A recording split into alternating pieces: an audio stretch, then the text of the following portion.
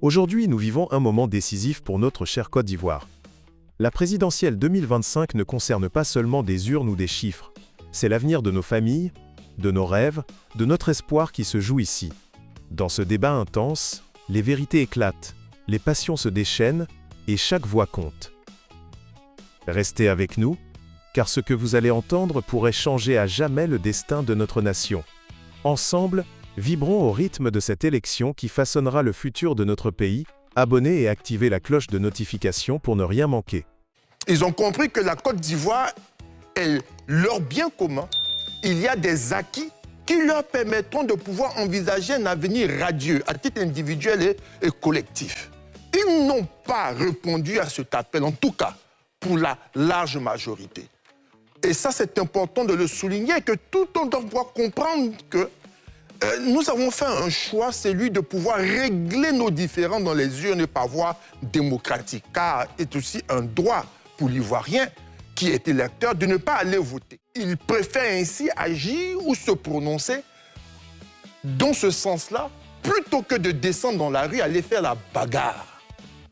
Et ça, c'est important, il faut féliciter les Ivoiriens. Et le troisième point, pour le moment que je peux citer, c'est le professionnalisme de nos forces de défense et de sécurité. Parce que si nombre de personnes envisageaient des centaines de morts dans leur projet macabre, les actions menées par les forces de défense et de sécurité en vue de contenir ce qui commençait à se transformer en une véritable guérilla urbaine nous ont permis de pouvoir éviter la catastrophe. Il va falloir féliciter et saluer cela parce que c'est le fruit d'investissements, de travail, de formation de plus d'une dizaine d'années, nous permettant de doter la Côte d'Ivoire de forces de défense et de sécurité professionnelles, utilisant des méthodes démocratiques en vue de pouvoir assurer aux Ivoiriens la paix et la tranquillité. Dion Bato? Oui, je pense que, comme l'a dit un peu Landry, moi, je tire trois grandes leçons. La première, on l'a dit, c'est la grande maturité des Ivoiriens, qui, dans leur grande majorité, ont refusé la violence qu'on leur proposait. Le désordre, la bagarre, la chérie. Et vraiment, il faut féliciter les Ivoiriens. Mais je crois aussi que M. Couillot, Augustin, pas Landry, c'est une grande tradition. On a vu que depuis 1995, il a rappelé, tous les appels au boycott actif n'ont jamais, en réalité, empêché le vote. Donc, la première leçon, c'est la grande maturité des Ivoiriens qui sont passés à autre chose, qui ont compris que notre pays ne pouvait pas s'enliser dans les conflits à n'en point fini et qui ne se justifient pas d'ailleurs. L'autre leçon, c'est à contrario des Ivoiriens, c'est l'incompétence, ce qu'on appelle aujourd'hui l'opposition radicale, qui est restée dans les vieux schémas, les vieux clichés, qui croyait que la confrontation était une solution et qui a refusé le jeu démocratique. Donc, qui s'est cassé les dents tout de suite et qui a échoué lamentablement. Donc, l'échec de cette opposition radicale qui, au lieu de s'inscrire dans le débat démocratique, les gens qu'on a présentés ici comme étant des démocrates, mais qui en réalité apparaissent aujourd'hui vraiment comme des anarchistes qui n'ont de mots que pour le désordre. Et l'autre leçon, en plus des professionnels des forces de l'ordre, c'est le professionnalisme de la commission électorale indépendante. Il ne faut pas oublier que cette commission a été vilipendée pendant des mois et des mois.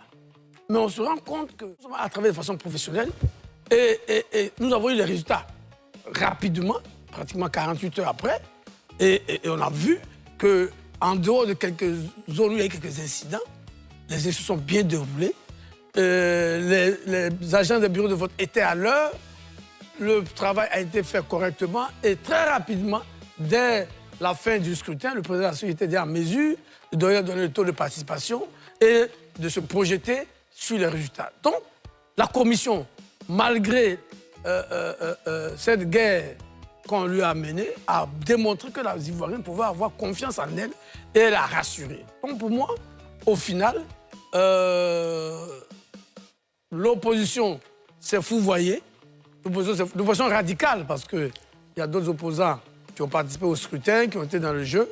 Et l'opposition radicale incarnée par le Front commun a démontré qu'elle était dépassée aujourd'hui. Donc c'est une opposition qui n'a pas vu le temps passer. Les Ivoiriens aujourd'hui aspirent à une démocratie authentique où les idées s'expriment, où les débats contractuels se font dans le respect des lois de la République. Donc je pense que c'est les 3 grandes leçons. En plus du président des forces de l'ordre, Landry l'a déjà dit, je ne vais pas revenir dessus, mais qu'il va falloir capitaliser pour... Je pense qu'avec ce scrutin, on est sorti définitivement de la violence. En 2030, je ne crois pas que d'autres opposants reviendront encore faire un remake de ce qu'on a vu aujourd'hui.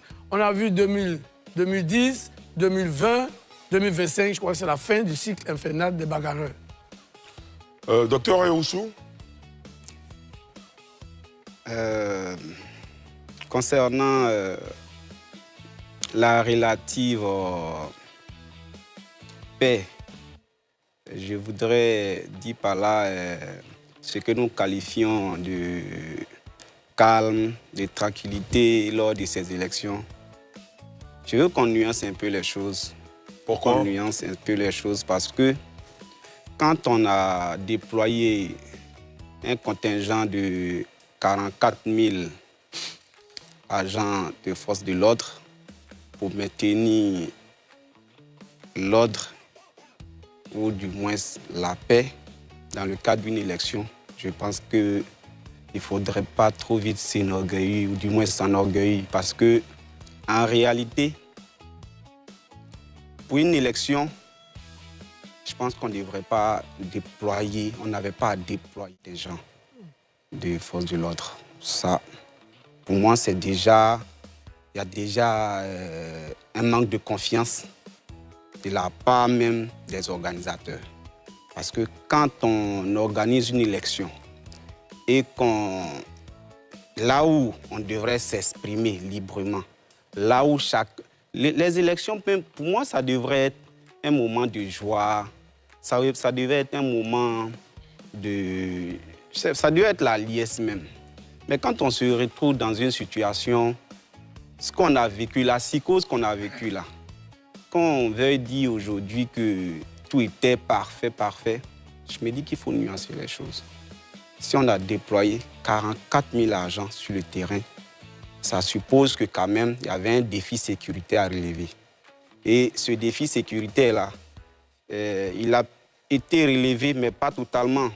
Parce que les incidents qui ont été signalés, il ne faut pas les négliger quand même. À Nayo, par exemple. Donc, je me dis que c'est vrai, peut-être qu'on devrait féliciter les organisateurs, mais il faut y aller quand même avec un peu de réserve. Il y a beaucoup à faire. Pour le bilan de l'élection présidentielle, je vais revenir là-dessus tranquillement maintenant. Il y a eu un taux de participation de 50,10% selon les chiffres officiels. Si cette vidéo vous a touché et que vous voulez vraiment comprendre ce qui se joue d'Ivoire, abonnez-vous à la chaîne, likez cette vidéo et partagez-la autour de vous. Ensemble, faisons entendre notre voix et préparons-nous à agir pour un avenir meilleur. N'oubliez pas de laisser votre avis en commentaire, votre opinion compte. À très vite pour la suite de cette grande aventure.